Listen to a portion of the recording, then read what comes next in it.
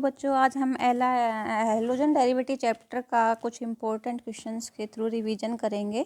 Question number 1 है allyl chloride का IUPAC नाम लिखिए। ठीक है, एलाइल जो समूह होता है उसका फॉर्मूला होता है CH2 डबल बॉन्ड CH2। ठीक है, यदि इस समूह के ऊपर कोई भी आपका प्रतिस्थापित जुड़ा होता है तो उसके नाम में जब इनका सामान्य नाम जब हम लोग लिखेंगे तो पूर्ण लगन के रूप में एलिल लिखा जाएगा। ठीक है, तो यहाँ एलिल जो क्लोराइड है उसका फॉर्मूला है CH2 डबल बॉन्ड CH2Cl। ठीक है, तो इसका जो आईयूपीएसी नाम होगा वो होगा 3-क्लोरोप्रोपीन। क्वेश्चन नंबर सेकेंडरी एवं टर्सरी एल्किल हैलाइड के उदाहरण दीजिए। सेकेंडरी एल्किल हैलाइड जो होगा उसमें जो आपका हैलोजन है वो जुड़ा होगा 2 डिग्री कार्बन के ऊपर, और टर्सरी एल्किल हैलाइड में जो हैलोजन होगा वो जुड़ा होगा 3 डिग्री कार्बन के ऊपर। आपको ये ध्यान रखना है। बाकी आप एग्जाम्पल के रूप में अपनी तरफ से भी कोई एग्जाम्पल लिख सकते हो, ज़रूरी नहीं है कि आप यही एग्जाम्पल याद रखें। क्वेश्चन नंबर 3, हैलोजन अम्लों की एल्कोहल के प्रति क्रियाशीलता का क्रम।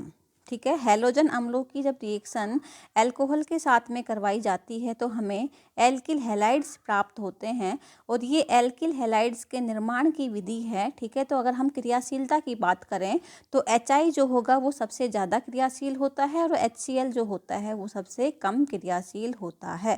क्वेश्चन नंबर 4, निम्न एल्किल हैलाइड के क्वथनांक के बढ़ते क्रम में व्यवस्थित कीजिए। आपको पहला दे रखा है सिंपल ब्यूटिल क्लोराइड, दूसरा दे रखा है आपको आइसो ब्यूटिल क्लोराइड, और तीसरा दे रखा है आपको टर्सरी ब्यूटिल क्लोराइड। इन तीनों में जो ब्रांचिंग है वो टर्सरी ब्यूटिल क्लोराइड में सबसे ज़्यादा है, और अगर क्वथनांक की बात करें तो वो ब्रांचिंग के व्युत्क्रमानुपाती होता है। मीन्स जैसे जैसे ब्रांचिंग बढ़ती जाती है आपके वैसे वैसे जो आपके बॉइलिंग पॉइंट और मेल्टिंग पॉइंट हैं उनके मान में कमी आती चली जाती है, क्योंकि तीनों के मोलिकुलर वेट सेम है। ठीक है, अगर मोलिकुलर वेट सेम नहीं होते तो जिसका मोलिकुलर वेट ज़्यादा होता उसका क्वथनांक ज़्यादा होता। ठीक है, यहाँ तीनों के मोलिकुलर वेट सेम है।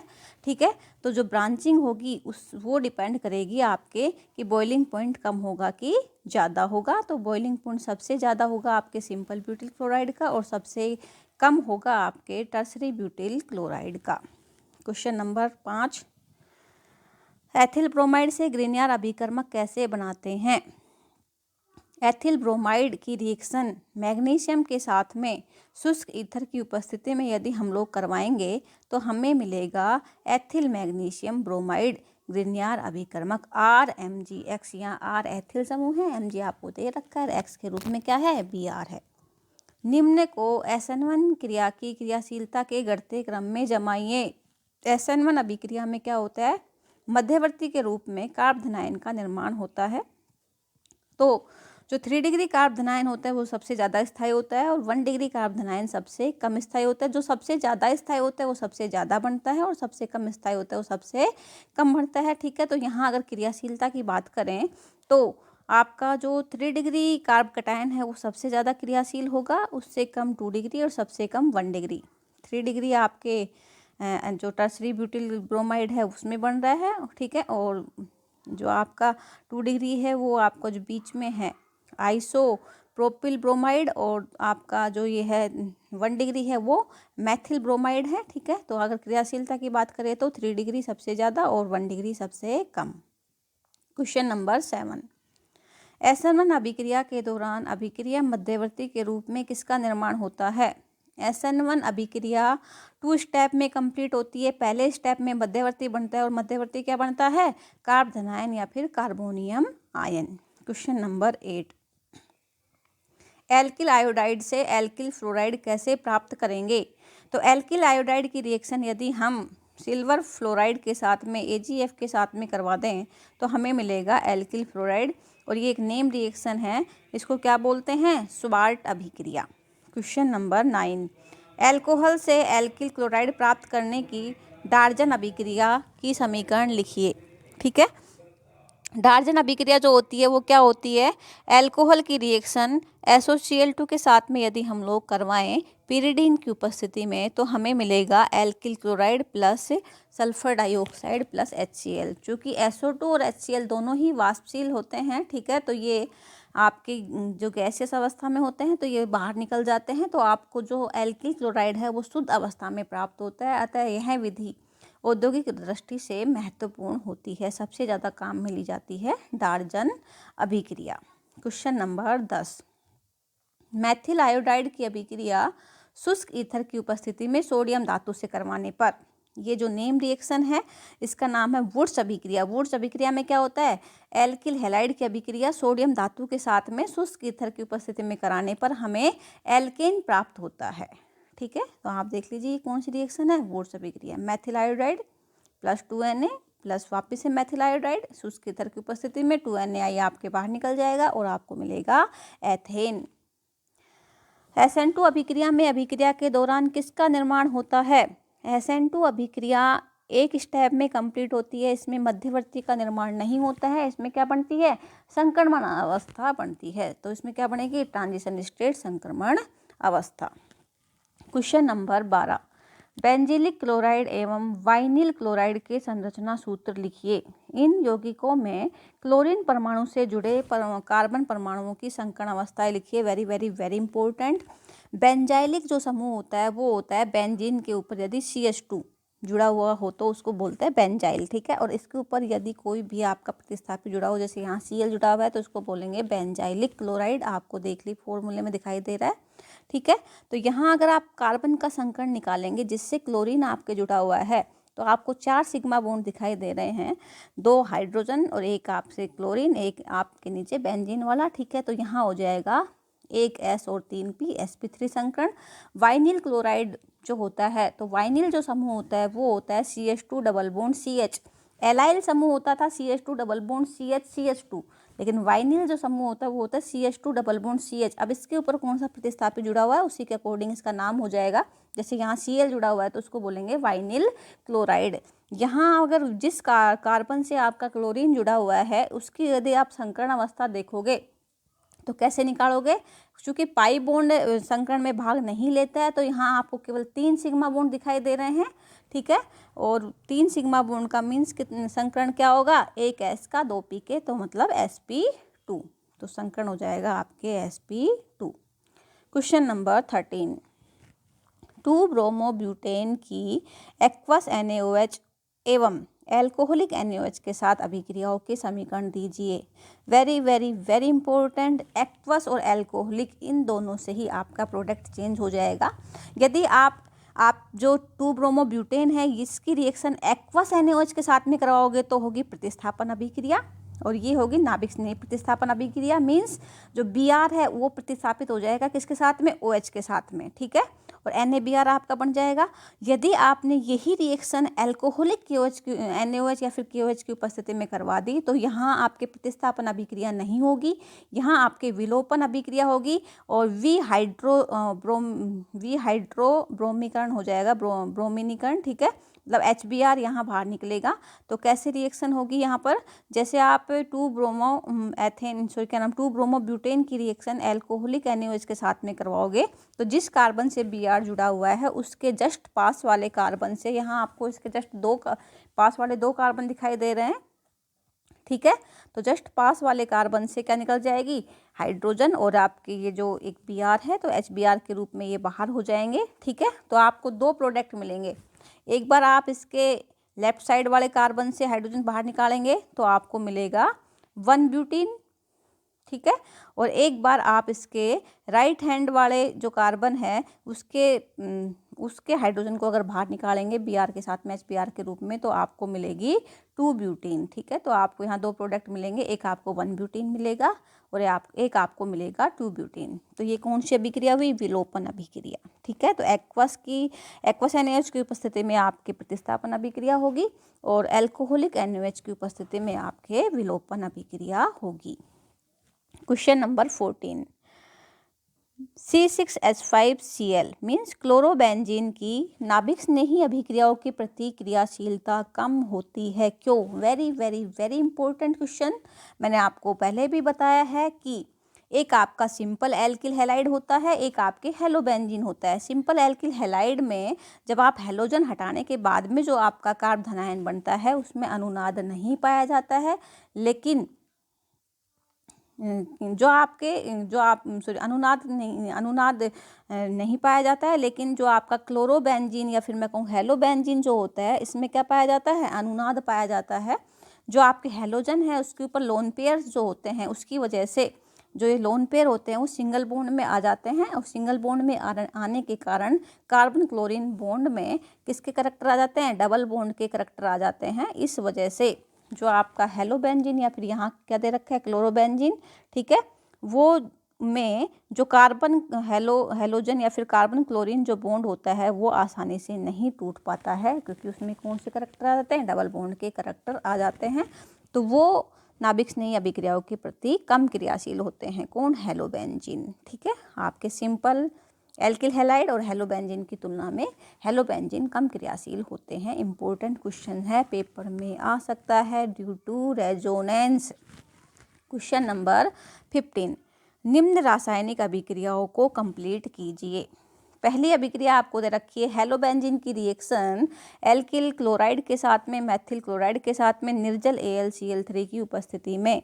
ये फ्रेडेल क्राफ्ट अभिक्रिया है।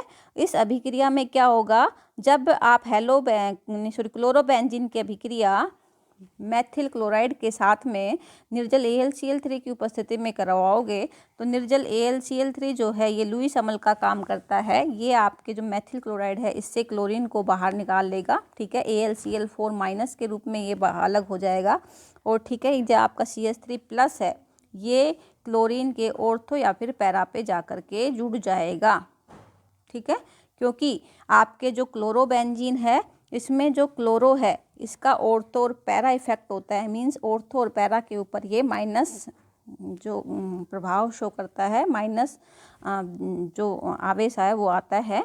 ठीक है, क्योंकि +R प्रभाव ये शो करता है। तो आपको एक मिलेगा ऑर्थो क्लोरोटोलुइन और एक आपको मिलेगा पैरा क्लोरोटोलुइन। क्वेश्चन नंबर 2 है, एथिल क्लोराइड की AgCN के साथ में अभिक्रिया।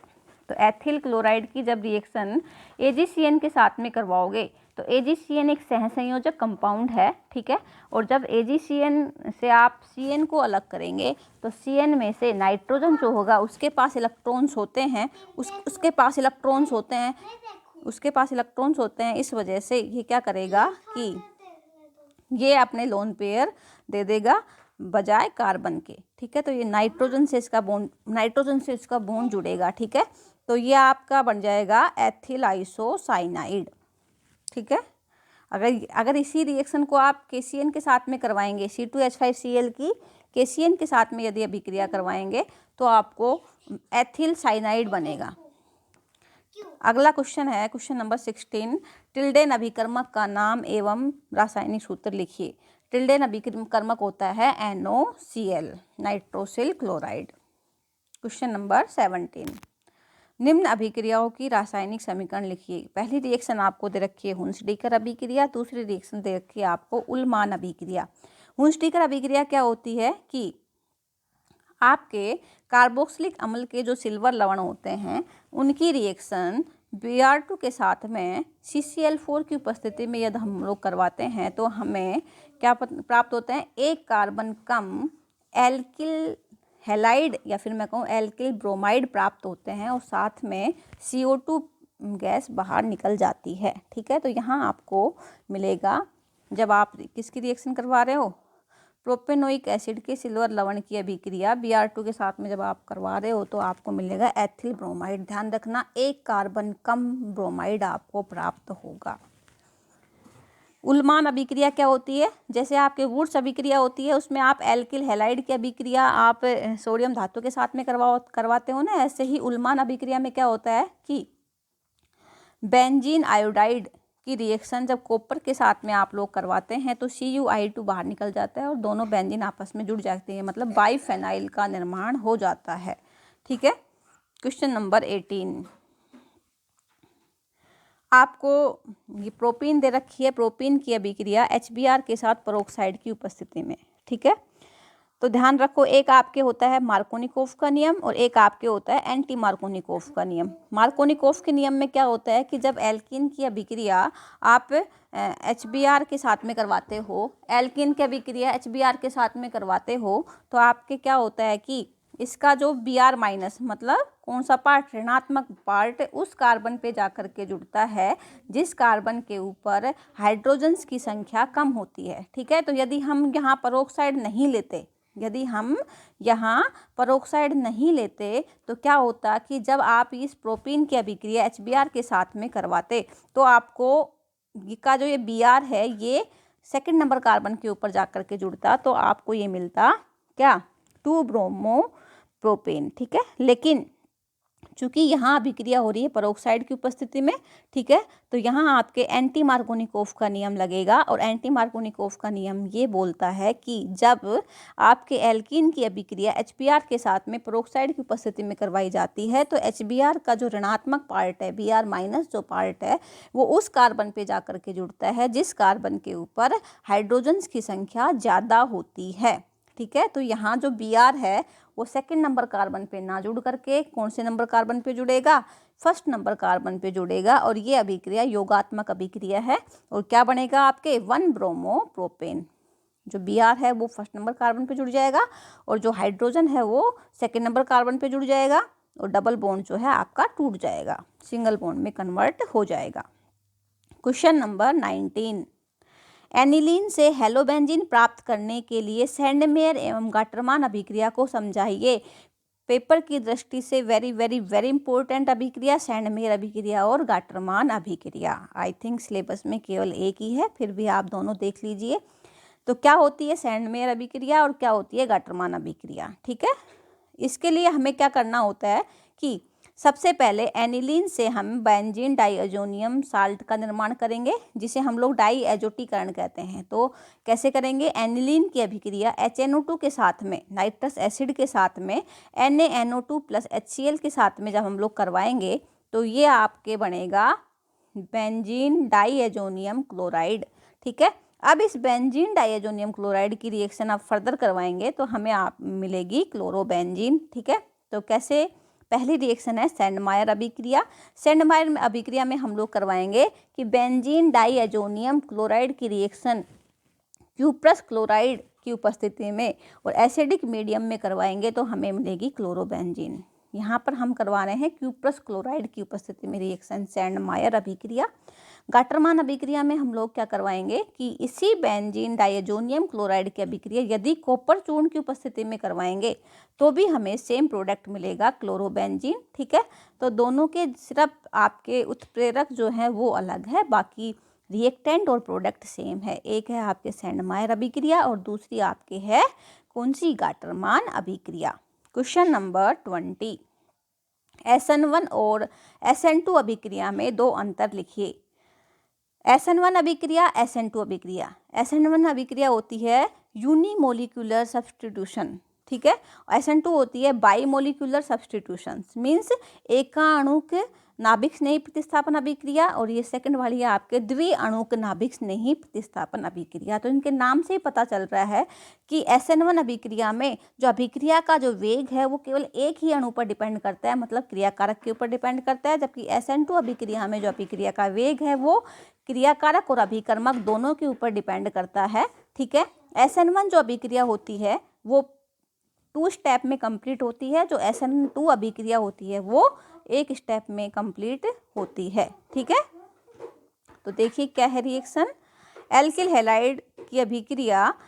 आप सबसे पहले एल्किल हैलाइड जो है वो पहले स्टेप में कार्बोनाइन बनेगा, मंद गति से होगा, और दूसरे स्टेप में आपका न्यूक्लियोफाइल आएगा, तीव्र गति से होगा, और आपके न्यूक्लियोफाइल किसके साथ में जुड़ जाएगा, एल्किल समूह के साथ में जुड़ जाएगा, तो आपके प्रोडक्ट का निर्माण हो जाएगा। जबकि जो आपके SN2 अभिक्रिया होती है इसमें क्या होता है कि ये एक ही पद में संपन्न होती है। जो भी आपका अभिकर्मक होता है वो आपके जहाँ हैलोजन जुड़ा हुआ है उसके बैक साइड से अटैक करता है। पहले आपकी संक्रमण अवस्था बनती है। संक्रमण अवस्था में क्या होता है कि जो बॉन्ड का निर्माण है और बॉन्ड का जो टूटना है वो दोनों एक साथ होता है। ठीक है, इधर से आपका न्यूक्लियोफाइल एल्किल समूह के साथ में बंध बना रहा होता है और इधर से हैलोजन आपके एल्किल समूह से अलग हो रहा होता है। तो इस अवस्था को हम लोग बोलते हैं संक्रमण अवस्था। अगले स्टेप में क्या होता है, RNU आपके अलग हो जाता है और X- अलग हो जाता है और प्रोडक्ट का निर्माण हो जाता है।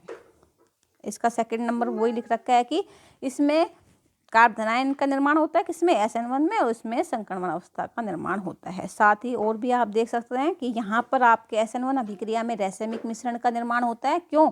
क्योंकि यहाँ आपके कार्ब धनायन जो बनता है उसके दोनों साइड से आपका न्यूक्लियोफाइल है वो अटैक कर सकता है, तो आपके R भी बन सकता है और S भी बन सकता है। जबकि SN2 अभिक्रिया में जहाँ आपके अल्किल और हैलोजन जो बॉन्ड होता है उसके जस्ट अपोजिट साइड से न्यूक्लियोफाइल अटैक करता है, तो यदि आपका एल्किल हैलाइड R है तो आपका जो प्रोडक्ट है वो S बनेगा। मीन्स इसमें क्या होता है, वाल्डन प्रतिपन्न होता है। ठीक है। क्वेश्चन नंबर 21, कुछ आपको रिएक्शन दे रखी है, उसको कंप्लीट करना है और उनका नाम लिखना है। पहली अभिक्रिया दे रखी है एथिल क्लोराइड प्लस NaI इन एसीटोन, तो ये रिएक्शन आपकी फिंकेल्स्टाइन अभिक्रिया है, आपने पढ़ी हुई है। एल्किल हैलाइड की क्लोराइड की अभिक्रिया NaI के साथ में एसीटोन की उपस्थिति में आप करवाते हो तो एल्किल आयोडाइड प्राप्त होता है। सेकंड रिएक्शन कौन सी है, आपको क्लोरोबेंजीन दे रखी है, एक आपको मेथिल क्लोराइड दे रखा है सोडियम धातु के साथ में शुष्क ईथर की उपस्थिति में। ठीक है। और आपको टोलुइन जो है वो मिलेगी यहाँ, और ये जो अभिक्रिया है वो कहलाती है वुड्स फिटिग अभिक्रिया। जो आपके अगर सिंपल एल्किल हैलाइड है दोनों तो वुड्स अभिक्रिया, एक एल्किल हैलाइड है और एक आपका जो क्लोरोबेंजीन है तो वुड्स फिटिग, और यदि दोनों ही क्लोरोबेंजीन है या फिर मैं कहूँ कि दोनों ही जो आपके है हेलोबेंजीन है तो वो कहलाती है फिटिग अभिक्रिया। ठीक है। तो पहली रिएक्शन आपकी है वुड्स अभिक्रिया, क्या नाम, फिंकेल्स्टाइन अभिक्रिया, और सेकंड रिएक्शन आपकी है वुड्स फिटिग अभिक्रिया। क्वेश्चन नंबर 22, बीटा विलोपन को समझाइए। बीटा विलोपन का मीन्स ये है कि जो आपका एल्किल हैलाइड है उसमें जिस कार्बन के ऊपर हैलोजन जुड़ा हुआ है उसके जस्ट पास वाले कार्बन जो होगा, है ना, जस्ट पास वाला कार्बन, ठीक है, उसको बीटा कार्बन बोलेंगे।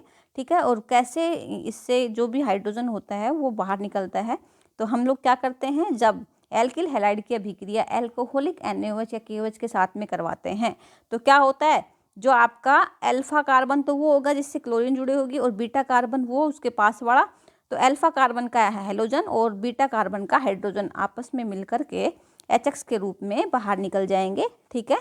और आपका ये विलोपन अभिक्रिया यहाँ हो जाएगी और इसके थ्रू किसका निर्माण होगा, एल्कीन का निर्माण होगा। तो आपको एक रिएक्शन दे रखी है, क्लोरोएथेन दे रखा है, इसकी रिएक्शन एल्कोहलिक NaOH या KOH के साथ में जब आप करवा रहे हो तो HCl बाहर निकल रही है और क्या बन रही है, एथीन। ठीक है। और यदि दो प्रकार के कार्बन उपस्थित हो, मीन्स आपका जो ये अल्फा कार्बन है जिससे आपका हैलोजन जुड़ा हुआ है उसके दोनों साइड में यदि कार्बन हो, दो बीटा कार्बन हो, ठीक है, तो यहाँ लगेगा सेथ-जेफ का नियम। सेथ-जेफ का नियम क्या बोलता है कि यदि दो बीटा कार्बन उपस्थित हो हमारे पास में तो क्या होगा कि वो एल्कीन अधिक मात्रा में बनेगी जिसमें प्रतिस्थापियों की संख्या ज़्यादा होगी। ठीक है। जैसे आपको यहाँ दे रखा है 2 ब्रोमो ब्यूटेन, इसकी रिएक्शन जब एल्कोहलिक KOH के साथ में करवा रहे हो तो एक आपको मिलती है 1 ब्यूटीन और एक आपको मिलती है 2 ब्यूटीन।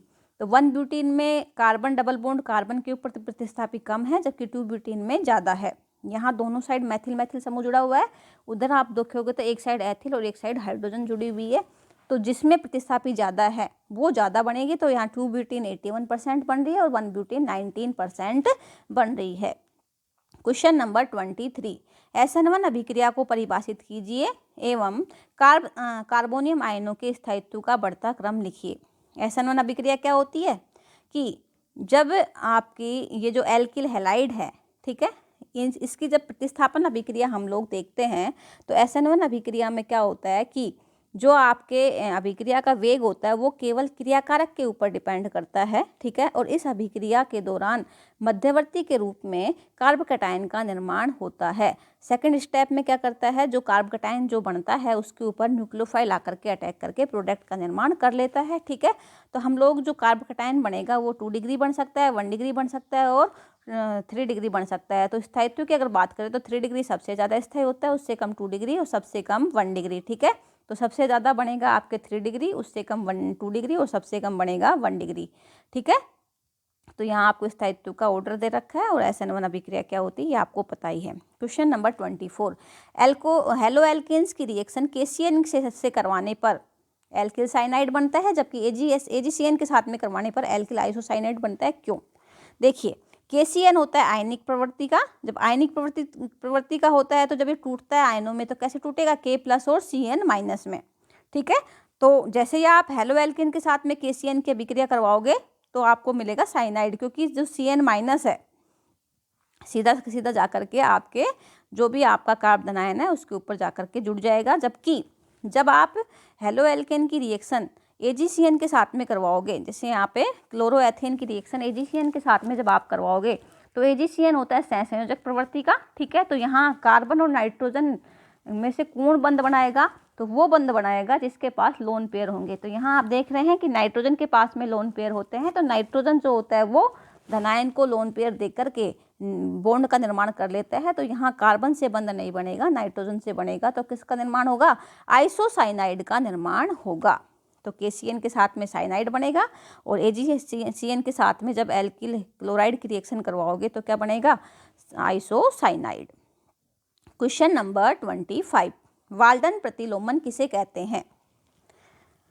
यदि आपका जो कॉन्फ़िगरेशन है प्रोडक्ट और क्रियाकारक का अलग अलग हो, जैसे क्रियाकारक का R है तो प्रोडक्ट का S हो, मतलब दोनों का जो विन्यास है वो अगर चेंज हो जाए तो उसको हम लोग बोलते हैं वाल्डन प्रतिपन्न। SN2 अभिक्रिया में ऐसा होता है, SN2 अभिक्रिया में क्रियाकारक के अभिविन्यास से जो उत्पाद का अभिविन्यास है वो विपरीत आपको प्राप्त होता है। और क्यों प्राप्त होता है, क्यों, क्योंकि जो आपका न्यूक्लियोफाइल है वो बैक साइड से अटैक करता है। ठीक है, इस वजह से यहाँ पर आपको जो उत्पाद है वो विपरीत विन्यास का प्राप्त होता है। तो यही आपका क्या कहलाता है, वाल्डन प्रतिपन्न या फिर प्रतिलोमन। Question number 26, alkyl butyl chloride एवं जलीय KOH के मध्य SN1 अभिक्रिया की क्रियाविधि मैकेनिज्म आपसे पूछ रहा है वो। तो आपको टर्सरी ब्यूटिल क्लोराइड दे रखा है। पहला स्टेप स्लो होगा, कार्ब धनायन का निर्माण होगा, देख रहे हो आप लोग। ठीक है, कार्बन क्लोरीन के बीच का बॉन्ड टूट जाएगा। ठीक है, सेकंड स्टेप में क्या होगा, ये जो न्यूक्लियोफाइल है OH-, क्यों, किसके साथ में अभिक्रिया करवा रहे हैं आप लोग, एक्वस KOH के साथ में। तो जो OH- है ये इस C+ कार्ब कटायन के ऊपर अटैक करेगा, तो ये दोनों साइड से अटैक कर सकता है। ठीक है, इस वजह से आपका जो प्रोडक्ट है वो 50% R और 50% S, दोनों ही 50-50% मिलेंगे आपको R और S। ठीक है, तो आपको किसका निर्माण हो जाएगा, आपको क्या मिलेगा यहाँ, रेसेमिक मिक्सचर। तो यहाँ आपके बनेगा tertiary butyl alcohol, first step होता है ये। क्वेश्चन नंबर 27, निम्न की क्रियाशीलता का घटता क्रम। पहले आपको दे रखा है सिंपल एथिल क्लोराइड, दूसरा दे रखा है क्लोरोबेंजीन और तीसरा दे रखा है आपको बेंजाइलिक क्लोराइड। देखिए, सिंपल एल्किल क्लोराइड जो है आपका एथिल क्लोराइड, ठीक है, वो होगा, वो यहाँ आपके हेलोबेंजीन है और दूसरा आपके हैं बेंजाइलिक। ठीक है, तो आप देखिए क्या क्या हो रहा है इसमें। जब ये इससे बनेगा CH3CH2+, यहाँ बनाओगे तो बनेगा C6H5+, और यहाँ बनाओगे तो बनेगा C6H5CH2+। ठीक है, आप लोग देख रहे हो कि हमने बताया आपको कि सिंपल एल्किल हैलाइड और C6H5Cl, इन दोनों में से जो आपका सिंपल एल्किल हैलाइड होता है वो ज़्यादा क्रियाशील होता है। और वो मैंने बताया था आपको, रेजोनेंस की वजह से सिंगल बॉन्ड में डबल बॉन्ड के करैक्टर आ जाते हैं हेलोबेंजीन में। तो ये हेलोबेंजीन में जो कार्बन और हेलोजन बॉन्ड है वो आसानी से नहीं टूटता है। ठीक है, तो आपके सबसे ज़्यादा तो क्रियाशील हो जाएगा, क्या नाम, इन दोनों में से अगर बात करें क्लोरोबेंजीन और एथिल क्लोराइड, तो इनमें से क्रियाशील ज़्यादा होगा आपके एथिल क्लोराइड। ठीक है, इसका मतलब सबसे कम क्रियाशील कौन सा, हेलोबेंजीन। और ये जो आपका बात कर रहे हैं किसकी, बेंजाइलिक क्लोराइड की, तो यहाँ आपके जैसे ही बेंजिल जो आपके कार्ब धनायन प्राप्त होगा, ये कैसा होगा, इसमें होगा अनुनाद पाया जाएगा जैसे ही, तो ये बंध सबसे आसानी से टूटेगा। जो आपके बेंजाइलिक क्लोराइड है उसमें जो बॉन्ड है वो आसानी से इसलिए टूटेगा क्योंकि उसमें बनने वाला बेंजाइलिक कार्ब धनायन है उसमें अनुनाद पाया जाएगा।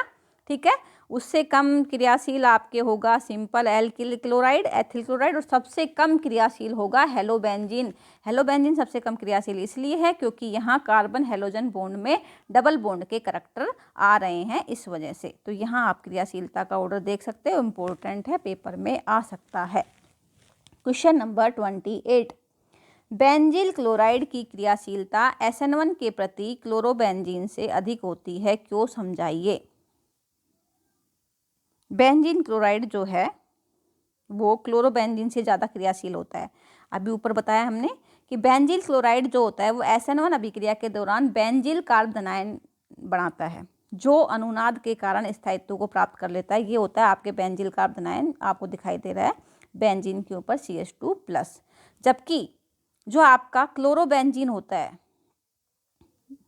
ना, क्लोरोबेंजीन जो होता है उसमें तो जो कार्बन और क्लोरीन जो है उनके बीच में डबल बॉन्ड के करैक्टर आ जाते हैं अनुनाद के कारण, तो वो बंध तो वैसे ही नहीं टूटता है, ठीक है। तो क्लोरोबेंजीन जो होता है वो बेंजील क्लोराइड से कम क्रियाशील होता है, ठीक है। या फिर उल्टा बोले कि क्लोरोबेंजीन से बेंजील क्लोराइड की क्रियाशीलता अधिक होती है, ठीक है। अनुनाद भी आपको देखना है कि बेंजील कार्बोनियम आयन में अनुनाद किस तरीके से पाया जाता है, ये आपको लिखना है। क्वेश्चन नंबर 29, निम्न अभिक्रियाओं को समझाइए। पहली अभिक्रिया है फिटिक अभिक्रिया और दूसरी अभिक्रिया है फ्रीडेल क्राफ्ट एल्केलीकरण। फिटिक अभिक्रिया में क्या होता है कि यदि दो हेलोबेंजीन, यहाँ आपको क्लोरोबेंजीन दे रखी है, उनकी रिएक्शन सोडियम धातु के साथ में ईथर की उपस्थिति में आप करवाते हो तो डाइफेनाइल का निर्माण होता है। इसको हम लोग बोलते हैं फिटिक अभिक्रिया। यदि ये सिंपल एल्किल हैलाइड होते हैं दोनों, तो हो जाती है आपकी वुर्त्ज अभिक्रिया। एक सिंपल एल्किल हैलाइड और एक आपका ये हेलोबेंजीन होता तो वुर्त्ज फिटिक अभिक्रिया। यहाँ चूंकि दोनों ही हेलोबेंजीन है तो इसको हम लोग बोलेंगे फिटिक अभिक्रिया। फिडेल क्राफ्ट एल्किलीकरण में क्या होता है कि बेंजीन की रिएक्शन एल्किल हैलाइड के साथ निर्जल AlCl3 की उपस्थिति में कराने पर ऑर्थो और पैरा जो पोजीशन होती है उसके ऊपर आपका क्या जुड़ता है, इलेक्ट्रॉन्स नहीं जा करके जुड़ता है। तो यहाँ आप देख रहे हो क्लोरोबेंजीन की अभिक्रिया मैथिल क्लोराइड के साथ में निर्जल AlCl3 की उपस्थिति में जब आप लोग करवाओगे तो जो CH3+ है वो क्लोरोबेंजीन के ऑर्थो और पैरा पोजिशन पे जा करके जुड़ जाएगा। क्वेश्चन नंबर 30, मैथिल क्लोराइड की एक्वस KOH के साथ में अभिक्रिया, ये आपकी है SN2 अभिक्रिया। तो मैथिल क्लोराइड की जब एक्वस KOH के साथ में आप लोग अभिक्रिया करवाएंगे तो ये केवल एक ही स्टेप में संपन्न होगी। जो आपके मैथिल क्लोराइड है उसमें कार्बन हेलोजन जो बंद है उसके बैक साइड से आपका OH- अटैक करेगा, संक्रमण अवस्था बनेगी, ठीक है। और अगले ही स्टेप में क्या हो जाएगा, आपके मैथिल एल्कोहल का निर्माण हो जाएगा। SN2 अभिक्रिया यहाँ होगी, ठीक है। यदि यही